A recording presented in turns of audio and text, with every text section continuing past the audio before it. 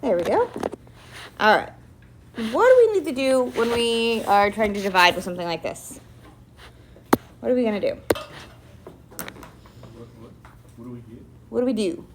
Divide. More specific than divide. Divide x minus 4 by Mm-hmm. What's going to be the very first thing we put up here? X. What goes under here? x squared Mm-hmm. minus 4x. Minus 4x, because we took our x and we times this whole thing by x and put it underneath. And then we need to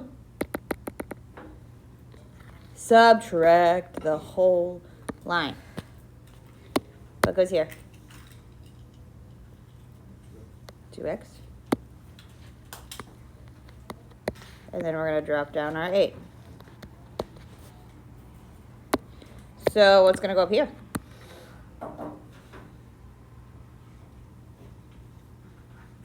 Mm-hmm.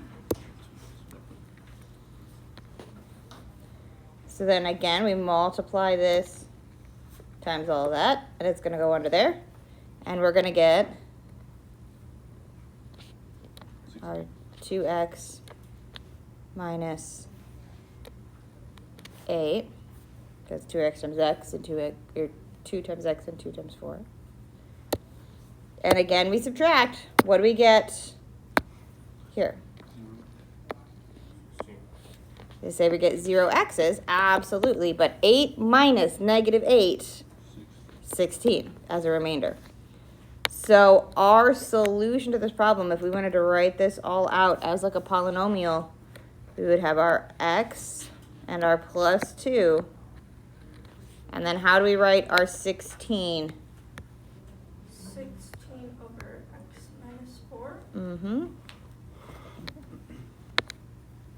I made those way too big, so I can't put my little fraction there. I gotta make them a little smaller.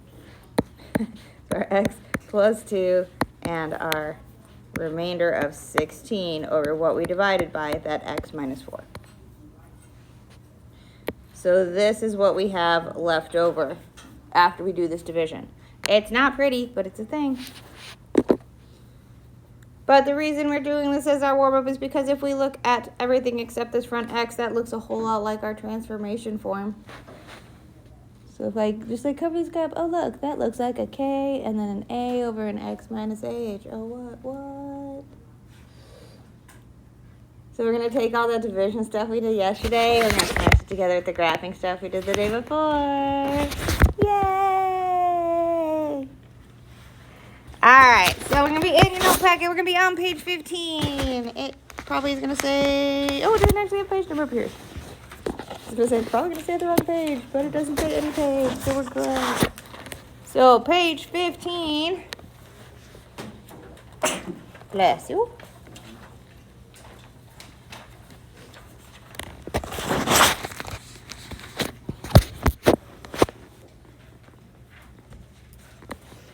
And we are asked to graph this y equals 3x plus 6 over x plus 1.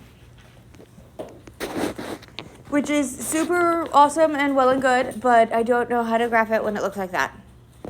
This is called quotient form because it looks like 2 lines divided. So it's a fraction. One single fraction, no plus k, and I got x's up here. Ew. So this is called our quotient form. We can't graph from quotient form. We need to put it in our transformation form, which means I need to take this guy and we need to divide it. So what we're going to do is we're going to do just like we did in the bulwark. We're going to divide our 3x plus 6 by our x plus 1.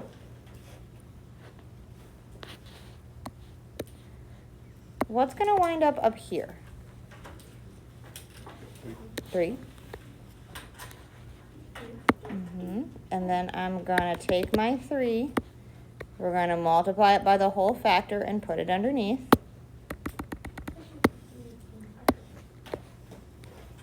The purple one in here? So if we look at the first term and the first term, x times what will give me the 3x? That's what we're looking at right there. Now we're going to take our 3 times our whole set of x plus 1. That's what we're going to get 3x plus 3. And we need to subtract.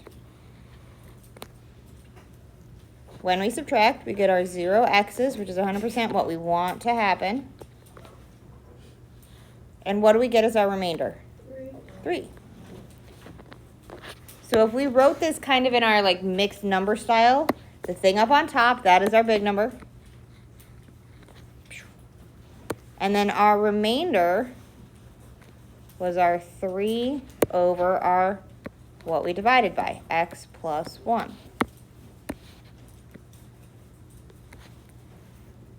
I always kind of write it in this mixed number style where I get the ones on top in front. That is easier for me to get all the things in the right place. If you can go straight into our transformation form, which is the same thing, just, you know, realizing we can add those two pieces together. Wait, what? I'm going to switch the pieces around. So we're going to have our 3 over x plus 1 plus 3. I just realized I occupied so much space with that. That's okay. All right. Questions on that part of it? I'm just going to move this guy down. Because then what we're going to do is exactly what we did the day before. And we're going to graph these things. So this came from that. That was the wonkiest shape.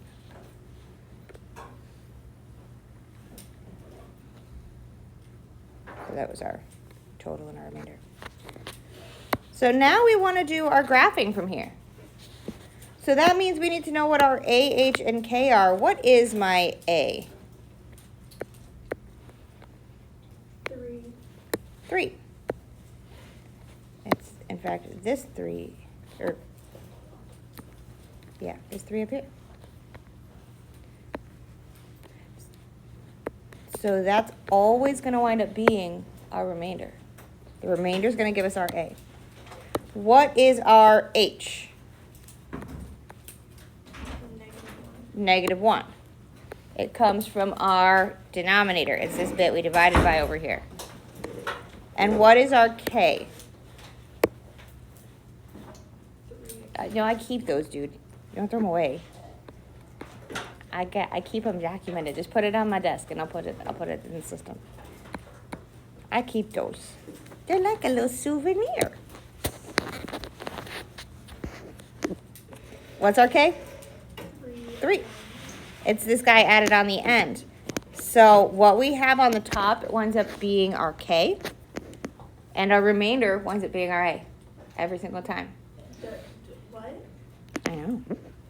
No, the A's on our remainder. Mm-hmm. You said the opposite. A is the remainder, K is up on top. That is what I meant. Wait. Huh? You're confusing me now. This guy, this guy, this guy. Because that's this guy. Yeah. I was looking at the transformation form when you were saying that. K, K, K, K. And that's why I tend to go from here to here to here, because doing this jump is really weird. If you can make that jump, great, and I love it for you. I cannot make it work. But from here, we can grab our asymptotes. What's my horizontal asymptote going to be?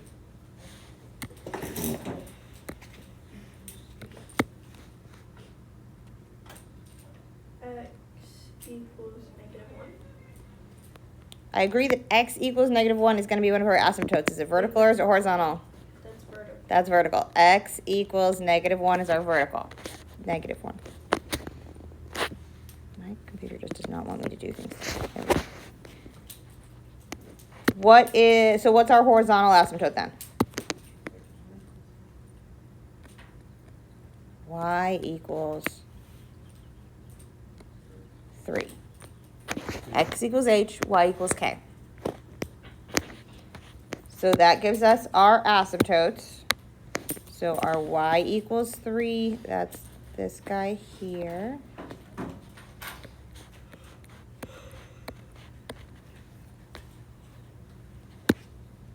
Our x equals -1. That's this guy here.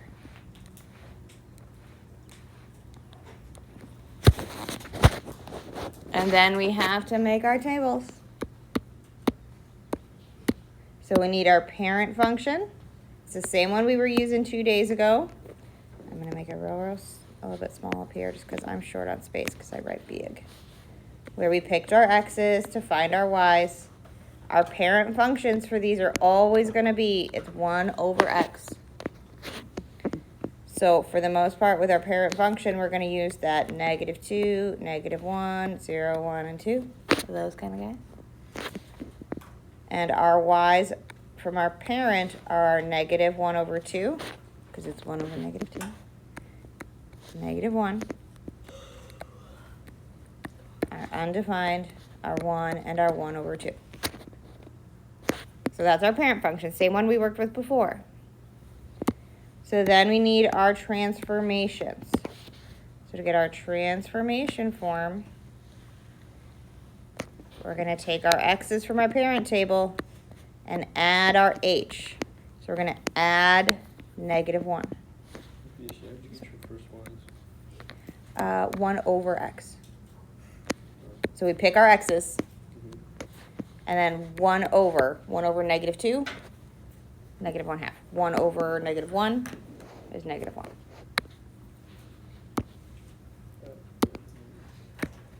What is on? Oh, undefined. 1 over 0. I just don't like the word undefined. It has too many letters. It's icky. Spelling is hard. So then for our y's, we take our y's times our a which is 3, plus our k. This one's yak, right? Yep, because graphing makes us yak. It's our x plus h, because our x says hello. And our y, a, plus k. Page 15, we occupy too much space. Go in. So let's do these transformations. So we're going to take all of our x's from our parent function and we're going to add -1. So -2 plus -1 is -3. -1 plus -1 is -2. Then -1. Then 0. And 2 plus -1 gives us 1. Our y's are going to be a little bit grosser. They're going to be a little bit decimally. And that's okay. Because we're going to have our -1/2 times 3. So it's -1.5 plus 3. So what we actually get here is a positive 1.5. -1 times 3 gives us -3. Plus 3, 0. The word undefined, I cannot multiply or add things to, so it remains the word undefined. Then we're looking at our 1 over here. 1 times 3 is 3, plus 3. Going to give us 6. And 1/2 times 3, which is about 1.5, plus 3 should give us 4.5, or 4.5. I genuinely do not care if you put things as fractions or as decimals, but I do recommend mixed numbers if you're going to go the fraction way. 4.5, not 9/2. 9/2 is a lot harder to mentally graph. I was like, it's not wrong. It's totally fair, 100% correct. It's just harder to work with on graphing. So we've got our points, and we're almost done on it. So let's plot up those points. We've got our -3, 1.5, -2, 0. -1 is undefined. It hits right on this asymptote. That middle point in our table should always wind up directly on our asymptote. Gives us a nice, easy spot check. 0, 6, and 1, 4.5. So between these two dots, we can figure out the shape of this graph.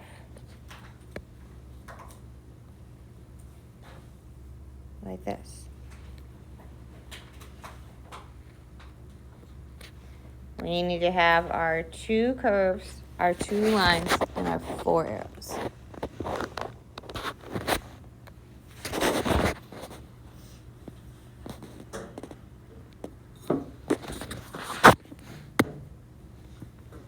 And then our last step on this one is to look at our domain and range. Our domain, our x values. What can our x's be? What's our domain going to be?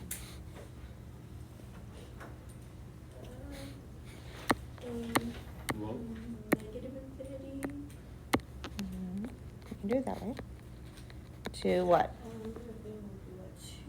easy for both. This is ones, right? Yeah, they're ones, right? Brain is not braining today. I was going to say I need slightly more nouns. Yeah, you could also do it that way. What's the one thing my x's cannot be? Yeah. -1. So we can either do it with our interval notation where we do this and we just kind of hop over -1, because if I have it on the rounded brackets, that means I can't touch it. Just like I can't touch infinity because it's an idea.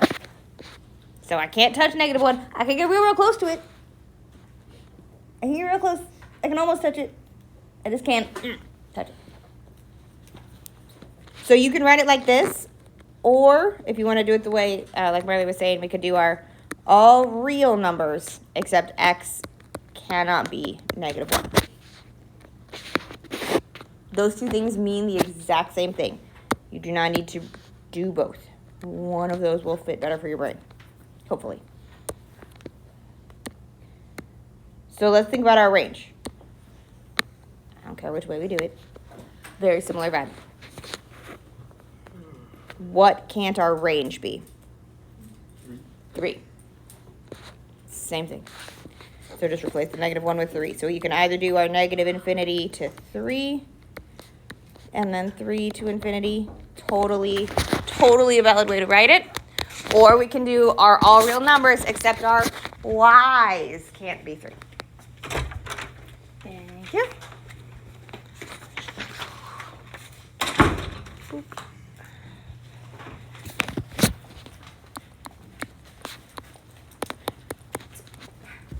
That is purple.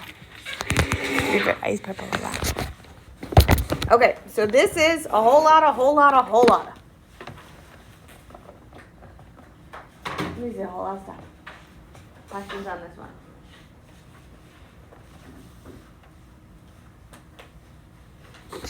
All right. Let's do the next one. Boom shaka. Let's look at this guy down here. So this is the second one on page 15. Same kind of vibe. We've got -2x minus 9 over x plus 4. And we're asked to graph it. But we're in quotient form. I can't graph them when they're in quotient form. I need it to be in transformation form. So what that tells me is we need to come in here and we need to divide this. So I'm going to take my x plus 4, and we are going to divide that into our minus 2x minus 9. And I know it felt like a very backwards way to write that, but I'm trying to make sure I don't wipe myself off the screen again.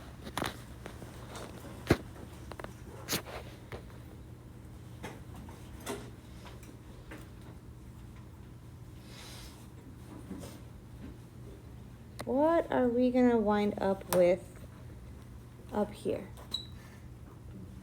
-2. -2. Now we're -2. We're going to multiply that times this whole piece over here. We got our minus 2 by saying x times what gives us our minus 2x. Our minus 2 times the whole of our x plus 4 is going to be our minus 2x. Minus 2 times 4 gives us 8. So when we subtract those, what do we get left over? Remember to subtract our whole line. What's our remainder going to be on this one? Would it be negative 1?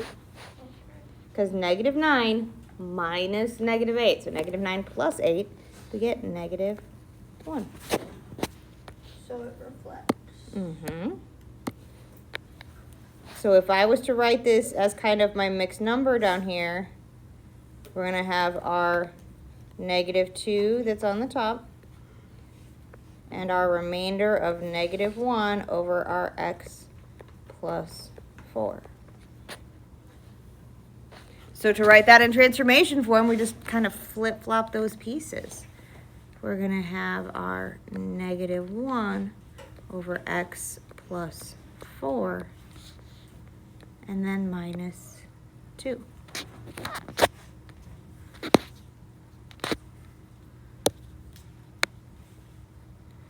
So this division part is what we were working on yesterday. Questions on this part?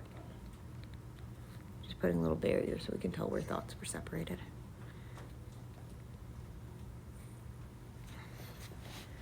Okay, so what's our a on this one? Negative 1. And our h?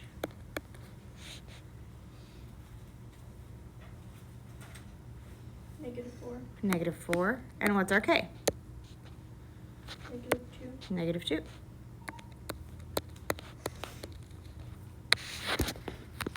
Yes, let's squeak. Very cat squeaky. So what are our asymptotes going to be?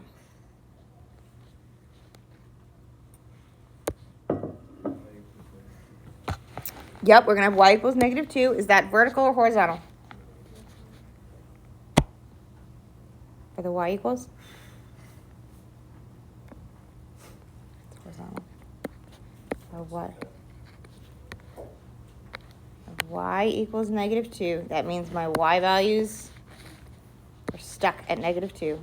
So that's this guy over here.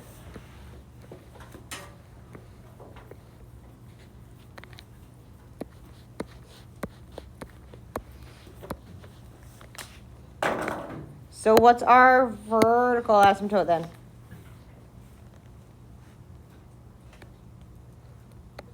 X equals negative 4. Negative 4.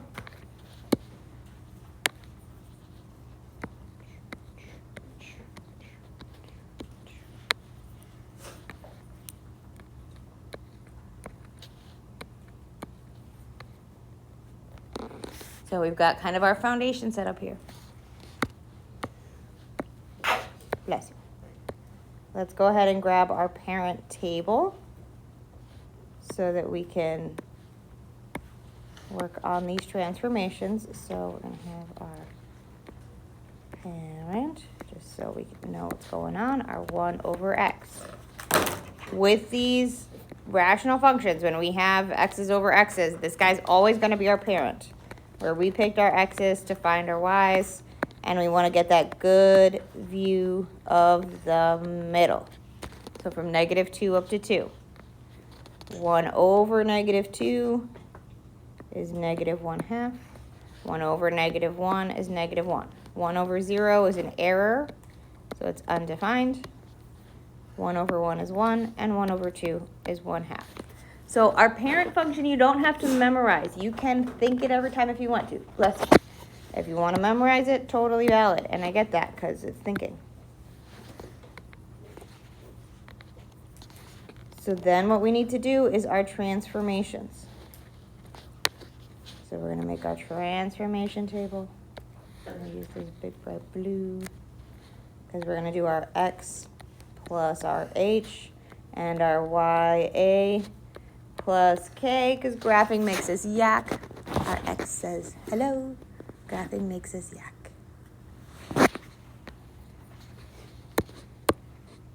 So specifically, we're going to take our x's and add h means we're going to add -4 or -4.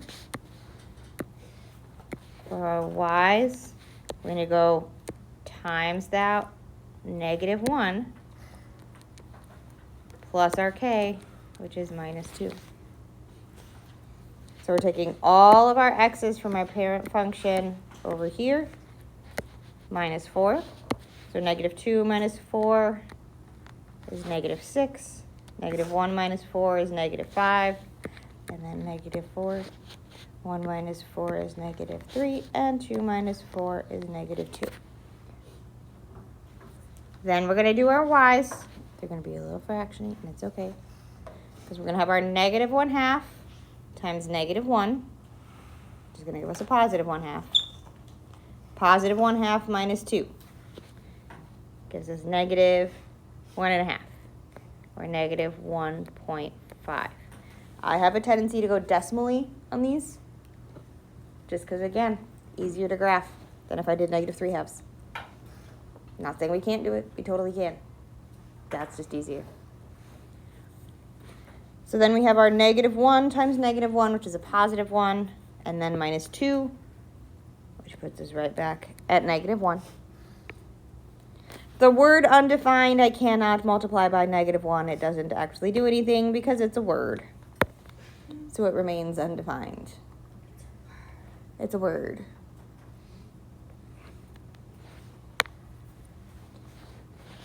Then we're going to take our 1 times our -1, which is -1 minus 2. We're going to have our -3. And then with our 1/2, same kind of vibe, and we're going to get our -2.5. So that gives us our points to plot up. So we're going to have our -6, -1.5. So that's going to be way down here. And our -5, -1. -4 is undefined, and that's right where we have an asymptote, so we're in the right spot. Good job, team. -3, -3 is down here. And -2, -2.5. And what we have here is enough information to be able to get our shape. Because we know we're going to approach our asymptotes, but we cannot Kool-Aid Man our way through them. Oh, yeah. We can get real close to them, but we cannot smash through. Way too much money to pay to repair the wall. Kool-Aid Man's budget must be out of control. His insurance rates have to be sky high. So we get our 2 lines, our 2 curves, and our 4 arrows. The reason I say about that 4 arrows is because otherwise I'll have somebody that turns in their graphs and they look like this. Because we got 2 curves, but we need all the pieces. You got to have all 4 arrows. We got to go up and to the side, down and to the side. We need to have all 4. So our last piece on this one is our domain. What's our domain going to be? I don't care how we say it. Whichever one you want.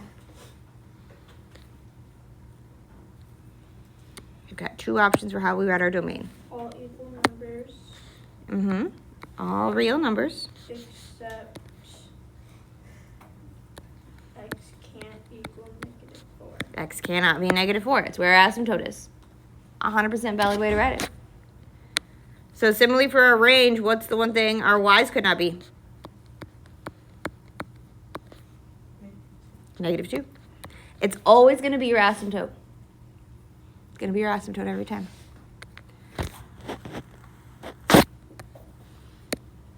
Okay?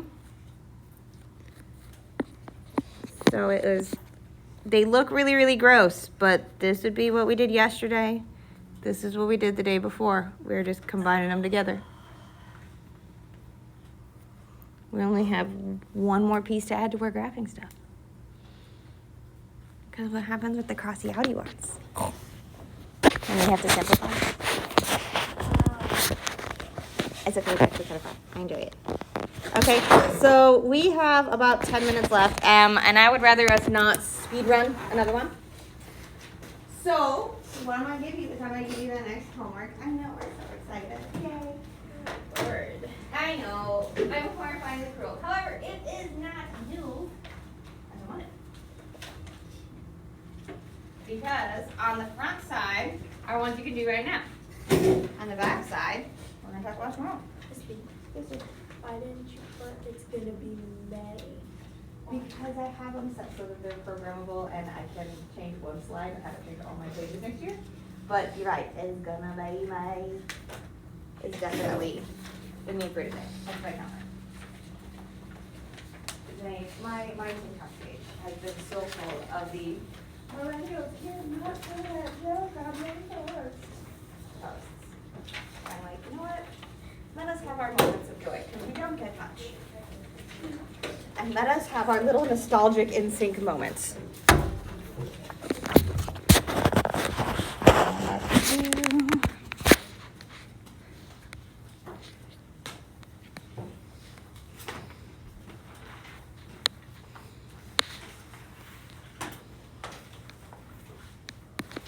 I truthfully think my ADHD has shown violence. Well, I forgot my phone at home, so I get it. Your what? My phone. Oh, how fun. Super fun. Is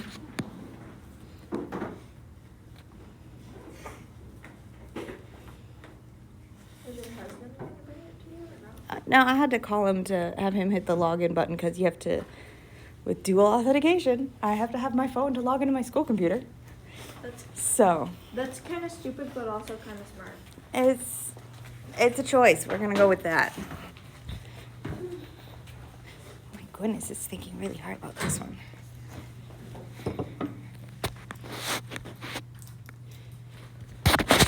There you go. Yes. That is all I have to say. Happy to help. Happy to be of service.